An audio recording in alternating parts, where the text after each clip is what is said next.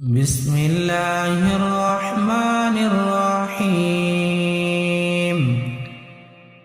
يا أيها المزمل قم الليل إلا قليلا نصفه أو انقص منه قليلا أو زد عليه ورتل القرآن ترتيلا إنا سنلقي عليك قولا ثقيلا إن ناشئة الليل هي أشد وطئا وأقوم قيلا إن لك في النهار سبحا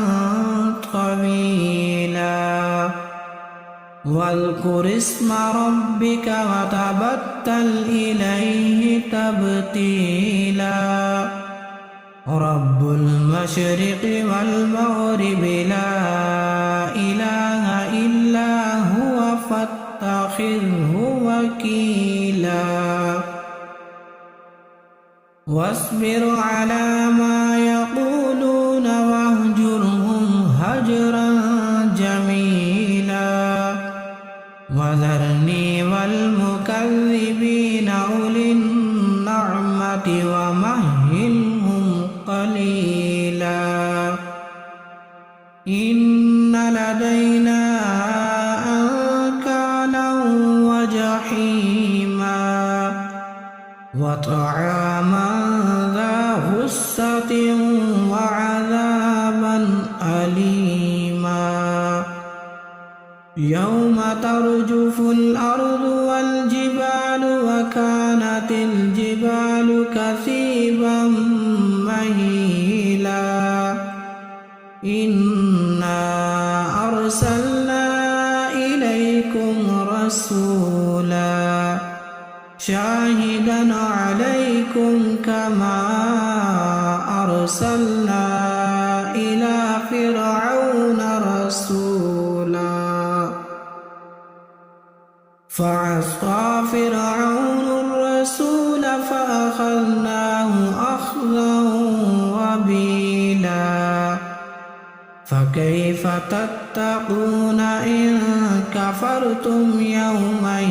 يجعل الولدان شيبا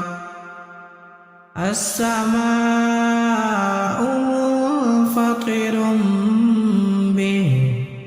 كان وعده مفعولا إن هذه تذكرة فمن شاء اتخذ إلى ربه سبيلا إن ربك يعلم أنك تقوم أدنى من ثلثي الليل ونصفه وثلثه وطائفة من الذين معك والله يقدر الليل والنهار علم أن لن تحصوا فتاب عليكم فاقرؤوا ما تيسر من القرآن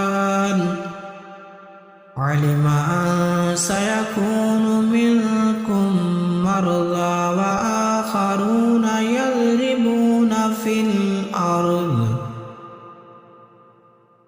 وآخرون يضربون في الأرض يبتغون من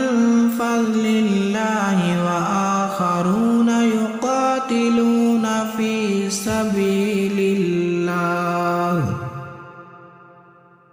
فاقرؤوا ما تيسر منه وأقيموا الصلاة وآتوا الزكاة وأقرضوا الله قرضا حسنا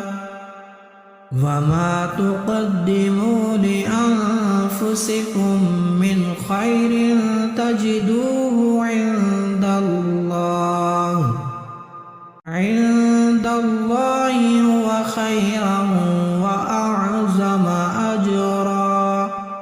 واستغفروا الله إن الله غفور